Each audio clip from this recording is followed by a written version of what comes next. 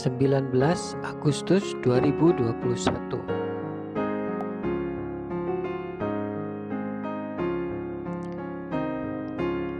Sesama anggota tubuh.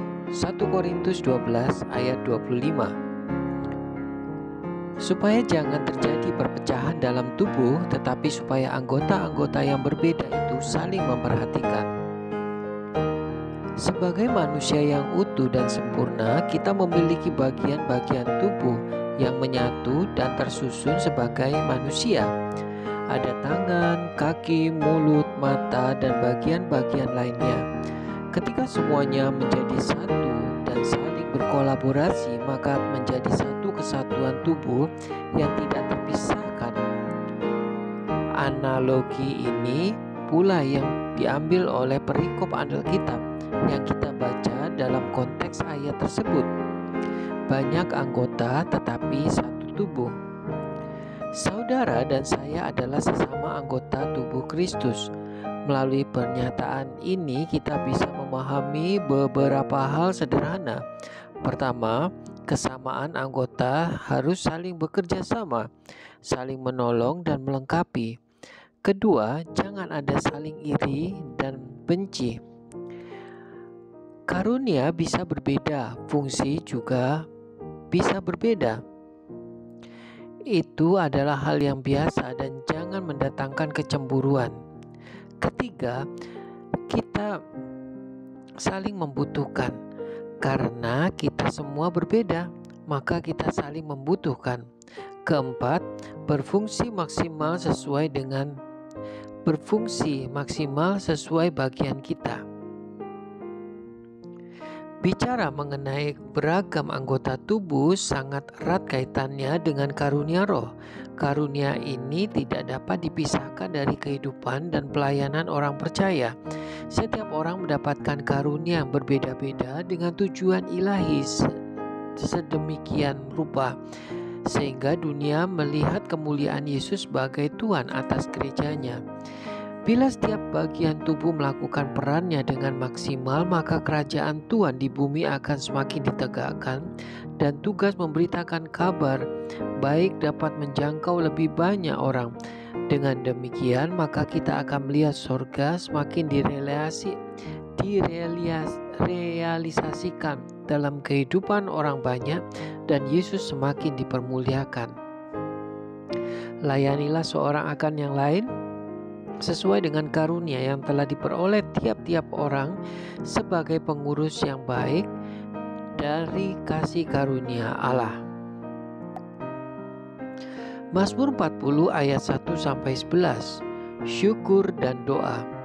Untuk pemimpin biduan, Mazmur Daud. Aku sangat menanti-nantikan Tuhan, lalu ia menjenguk kepadaku dan mendengar teriakku minta tolong. Ia mengangkat aku dari lubang kebinasaan, dari lumpur rawa.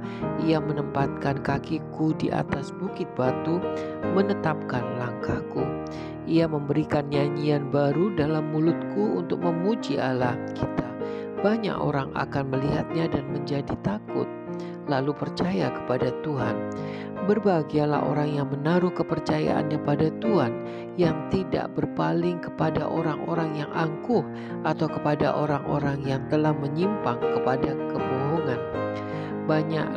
Banyaklah yang telah kau lakukan ya Tuhan Allahku, perbuatanmu yang ajaib dan maksudmu untuk kami. Tidak ada yang dapat disejajarkan dengan Engkau. Aku mau memberitakan dan mengatakannya, tetapi terlalu besar jumlahnya untuk dihitung.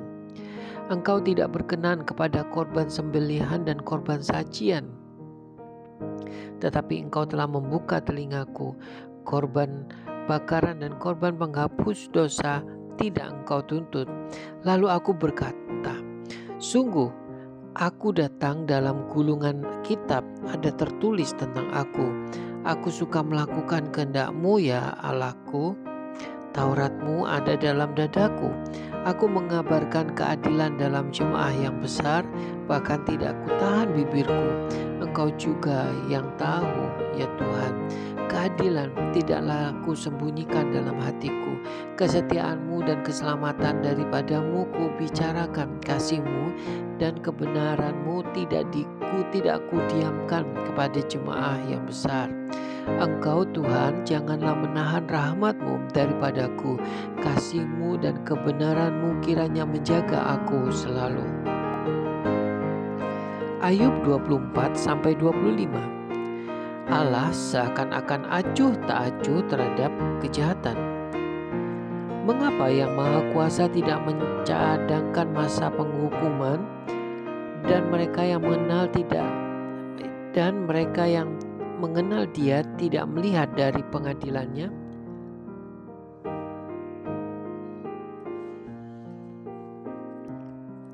Ada orang yang menggeser batas tanah, yang merampas kawanan ternak lalu menggembalakannya.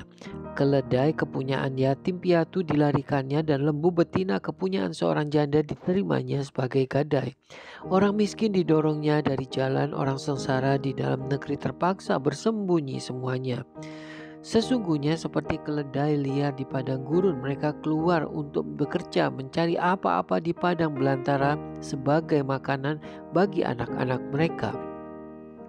Di ladang mereka mengambil makanan hewan, dan kebun anggur milik orang fasik dipetiki buahnya yang ketinggalan. Dengan telanjang mereka bermalam karena tak ada pakaian, dan mereka tidak mempunyai selimut pada waktu dingin.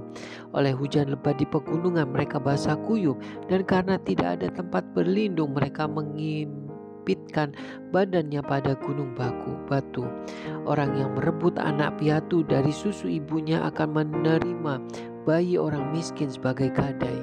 Dengan telanjang mereka berkeliaran karena tidak ada pakaian, dan dengan kelaparan mereka memikul berkas-berkas gandum. Di antara dua petak kebun mereka membuat minyak, mereka menginjak-injak tempat mengiritkan sambil kehausan. Dari dalam kota terdengar rintihan orang-orang yang hampir mati dan jeritan orang-orang yang menderita luka. Tetapi Allah tidak mengindahkan doa mereka. Ada lagi golongan yang memusuhi terang dan tidak mengenal jalannya, dan tidak tetap tinggal pada lintasannya. Pada para siang bersiaplah si pembunuh, orang sengsara dan miskin dibunuhnya, dan pada waktu malam ia berlaku seperti pencuri. Orang yang bersinah menunggu senja, pikirnya, jangan seorang pun melihat aku, lalu dikenakan tudung mukanya. Di dalam gelap mereka membongkar rumah, pada siang hari mereka bersembunyi, mereka tidak kenal terang. Karena kegelapan adalah pagi hari bagi mereka sekalian, dan mereka sudah biasa dengan kedahsyatan kegelapan. Mereka hanyut di permukaan air, bagian mereka terkutuk di bumi. Mereka tidak lagi pergi ke kebun anggur mereka. Air salju dihabiskan oleh kemarau dan panas, demikian juga dilakukan dunia orang mati terhadap mereka yang berbuat dosa. Rahim ibu melupakan dia, berengah mengerumitnya, ia tidak diingat lagi. Kecurangan dipatahkan seperti pohon kayu. Ia menjarahi perempuan mandul yang tidak beranak dan tidak berbuat baik terhadap seorang janda, bahkan menyeret orang-orang perkasa dengan kekuatannya. Ia bangun kembali, tetapi hidupnya tidak terjamin. Allah memberinya keamanan yang menjadi sandarannya dan mengawasi jalan-jalannya. Hanya sebentar mereka meninggikan diri, lalu tidak ada lagi. Mereka luruh lalu menjadi lisut seperti segala sesuatu. Mereka dikerat seperti hulu tangkai gandum. Jikalau tidak demikian halnya, siapa berani menyanggah aku dan meniadakan perkataanku? Pendapat Bildad bahwa tidak seorang pun benar di hadapan Allah. Maka Bildad orang Suah menjawab, kekuasaan dan kedahsyatan ada pada Dia yang menyelenggarakan damai di tempatnya yang tinggi. Dapatkah dihitung pasukannya, dan siapakah yang tidak disinari terangnya? Bagaimana manusia benar di hadapan Allah, dan bagaimana orang yang dilahirkan perempuan itu bersih? Sesungguhnya bahkan bulan pun tidak terang, dan bintang-bintang pun tidak cerah di matanya. Lebih-lebih lagi manusia yang adalah berengah, Anak Manusia yang adalah ulat. 1 Korintus 12 ayat 1-26. Rupa-rupa karunia tetapi satu roh. Sekarang tentang karunia-karunia roh, aku mau saudara-saudara supaya kamu mengetahui kebenarannya. Kamu tahu bahwa pada waktu kamu masih belum mengenal Allah, kamu tanpa berpikir ditarik kepada berhala-berhala yang bisu. Karena itu aku mau meyakinkan kamu bahwa tidak ada seorang pun yang berkata-kata oleh Roh Allah dapat berkata terkutuklah Yesus, dan tidak ada seorang pun yang dapat mengaku Yesus adalah Tuhan selain oleh Roh Kudus. Ada rupa-rupa karunia tetapi satu Roh, dan rupa-rupa pelayanan tetapi satu Tuhan. Dan ada berbagai-bagai perbuatan ajaib, tetapi Allah adalah satu yang mengerjakan semuanya dalam semua orang. Tetapi kepada tiap-tiap orang dikaruniakan penyataan roh untuk kepentingan bersama. Sebab kepada yang seorang roh memberikan karunia untuk berkata-kata dengan hikmat, dan kepada yang lain roh yang sama memberikan karunia berkata-kata dengan pengetahuan.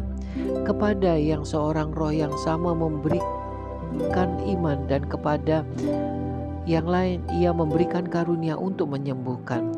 Kepada yang seorang roh memberikan kuasa untuk mengadakan mujizat, dan kepada yang lain ia memberikan karunia untuk bernubuat, dan kepada yang lain lagi ia memberikan karunia untuk membedakan bermacam-macam roh.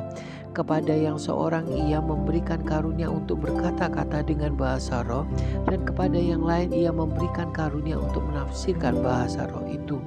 Tetapi semuanya itu dikerjakan oleh Roh yang satu dan yang sama, yang memberikan karunia kepada tiap-tiap orang secara khusus seperti yang dikehendakinya. Banyak anggota tetapi satu tubuh, karena sama seperti tubuh itu satu dan anggota-anggotanya banyak, dan segala anggota itu sekalipun banyak merupakan satu tubuh. Demikian pula Kristus. Sebab dalam satu roh kita semua, baik orang Yahudi maupun orang Yunani, baik budak maupun orang merdeka, telah dibaptis menjadi satu tubuh, dan kita semua diberi minuman dari satu roh. Karena tubuh juga tidak terdiri dari satu anggota, tetapi atas banyak anggota. Andai kata kaki berkata, karena aku bukan tangan, aku tidak termasuk tubuh, jadi benarkah ia tidak termasuk tubuh? Dan andai kata telinga berkata, karena aku bukan mata, aku tidak termasuk tubuh, jadi benarkah ia tidak termasuk tubuh? Andai kata tubuh seluruhnya adalah mata, di manakah pendengaran? Andai kata seluruhnya adalah telinga, di manakah penciuman? Tetapi Allah telah memberikan kepada anggota masing-masing secara khusus suatu tempat pada tubuh seperti yang dikehendakinya. Andai kata semuanya adalah satu anggota, di manakah tubuh? Memang ada banyak anggota tetapi hanya satu tubuh. Jadi mata tidak dapat berkata kepada tangan, aku tidak membutuhkan engkau, dan kepala tidak dapat berkata kepada kaki, aku tidak membutuhkan engkau. Malahan justru anggota-anggota tubuh yang nampak paling lemah yang paling dibutuhkan. Dan kepada anggota-anggota tubuh yang menurut pemandangan kita kurang terhormat, kita berikan penghormatan khusus. Dan terhadap anggota-anggota kita yang tidak elok, kita berikan perhatian khusus. Hal itu tidak dibutuhkan oleh anggota-anggota kita yang elok. Allah telah menyusun tubuh kita begitu rupa, sehingga kepada anggota-anggota yang tidak mulia diberikan penghormatan khusus, supaya jangan terjadi perpecahan dalam tubuh, tetapi supaya anggota-anggota yang berbeda itu saling memperhatikan. Karena itu, jika satu anggota menderita, semua anggota turut menderita. Jika satu anggota dihormati, semua anggota turut bersuka cita. Amsal 17 ayat 10-19. Suatu hardikan lebih masuk pada orang berpengertian daripada 100 pukulan pada orang bebal. Orang durhaka hanya mencari kejahatan, tetapi terhadap dia akan disuruh utusan yang kejam. Lebih baik berjumpa dengan beruang betina yang kehilangan anak daripada dengan orang bebal dengan kebodohannya. Siapa membalas kebaikan dengan kejahatan, kejahatan tidak akan menghibur. Siapa membalas kebaikan dengan kejahatan, kejahatan tidak akan menghindar dari rumahnya. Memulai pertengkaran adalah seperti membuka jalan air, jadi undurlah sebelum perbantahan mulai. Membenarkan orang fasik dan mempersalahkan orang benar, kedua-duanya adalah kekejian bagi Tuhan. Apakah gunanya uang di tangan orang bebal untuk membeli hikmat sedang ia tidak berakal budi? Seorang sahabat menaruh kasih setiap waktu dan menjadi seorang saudara dalam kesukaran. Orang yang tidak berakal budi ialah dia yang membuat persetujuan yang menjadi penanggung bagi sesamanya. Siapa suka mendengar, suka juga kepada pelanggaran. Siapa memewahkan pintunya mencari kehancuran. Siapa suka bertengkar, suka juga kepada pelanggaran. Siapa memewahkan pintunya menjadi kehancuran. Demikianlah sabda Tuhan, berkah dalam